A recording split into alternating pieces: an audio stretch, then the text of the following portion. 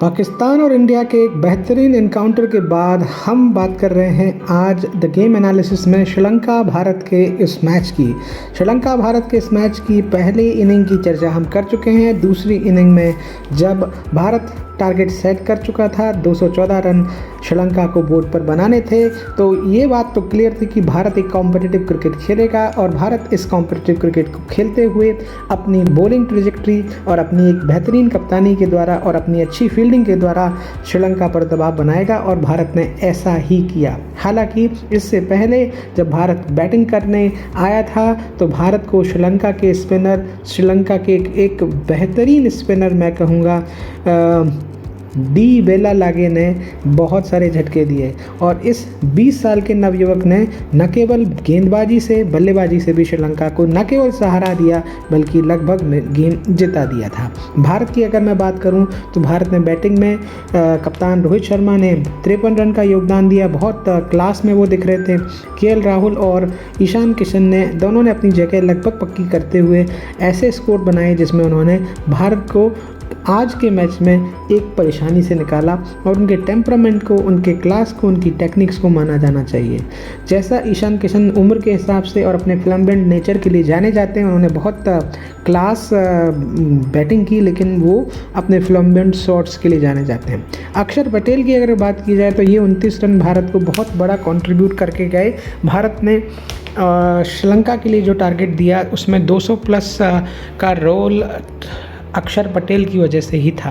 तो ये कहा जा सकता है कि भारत की गेंदबाजी तो अच्छी रही ही, भारत की बल्लेबाजी में भी भारत ने एक आउट क्लास दिखाया और श्रीलंका के इस टर्निंग ट्रैक पर भी 200 प्लस बना लिया। हालांकि 20 रन से और भारत बना सकता था, लेकिन जिस तरह से हम डिफेंड करने उतरे, भारत के सभी बॉलरों ने, चाहे वो हमारे सीमर्स हों जिनमें सबसे पहले बुमराह की बात की जाए, मोहम्मद सिराज की बात की जाए या फिर स्पिनर्स की बात की जाए, जडेजा या फिर हम कुलदीप यादव की बात करें, तो सब ने कहीं ना कहीं कंट्रीब्यूट किया, इंक्लूडिंग हार्दिक पांड्या।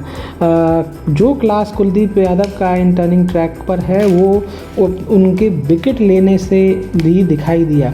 एक पार्टनरशिप अगर वेला लागे और डिसिल्वा, उससे पहले शुरुआत में एक दो अच्छी साझेदारियां ज़रूर हुई, लेकिन बाद में भारत ने पहला विकेट श्रीलंका का जैसा 7 रन पर गिराया, दूसरा 25 पर, तीसरा लगभग 25 या 26 पर, उसके बाद 68 रन पर चौथा और 73 रन पर पाँचवा और छठा विकेट जब गिरा तो 99 रन बोर्ड पर थे। लेकिन जब 7वां विकेट गिरा तो 162 रन थे बोर्ड पर। तो लगभग इस पारी ने, इस पार्टनरशिप ने 7वें विकेट की श्रीलंका के लिए लगभग जीत तय कर दी थी।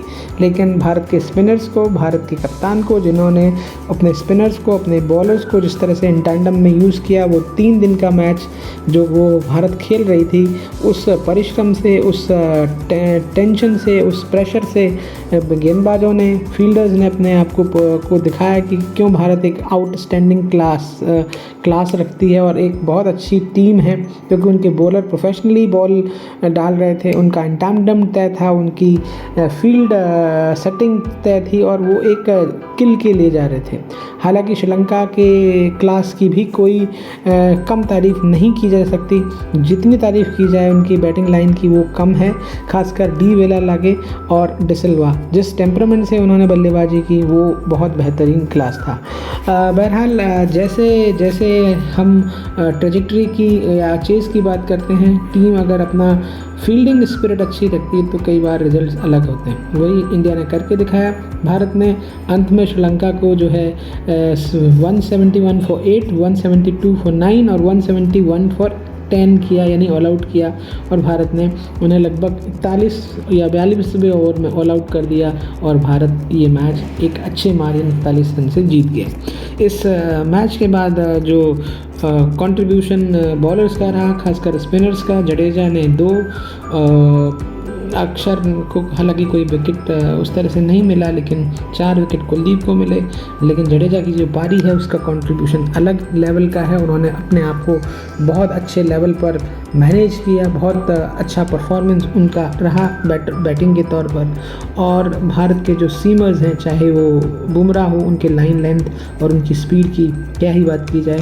हमेशा यॉर्कर उन्होंने अपने जहाँ डिस्टिंग्विश प्लेस पर डालना चाहते थे वहाँ डाली। सिराज ने भी बहुत अच्छी स्पिरिट के साथ गेंदबाजी की। तो कुल मिला के भारत ने एक क्लास परफॉर्मेंस किया, एक अच्छे बैटल पाकिस्तान के बाद श्रीलंका को भी जमी दोस्त किया। हालांकि श्रीलंका की स्पिरिट ऑफ क्रिकेट अलग थी जो पाकिस्तान में नहीं दिखी।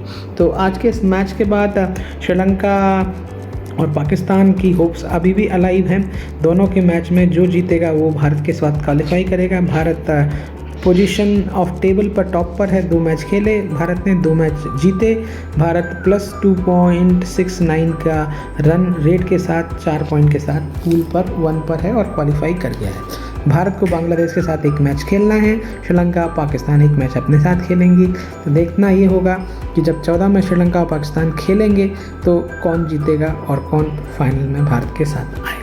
तो आगे के गेम्स के साथ एशिया कप में गेम एनालिसिस पर हम cricket talks with doctor Amit में आपका स्वागत करेंगे। तब तक चैनल को लाइक करिए, सब्सक्राइब करिए, कंटेंट को शेयर करिए और जुड़े रहिए। नमस्कार।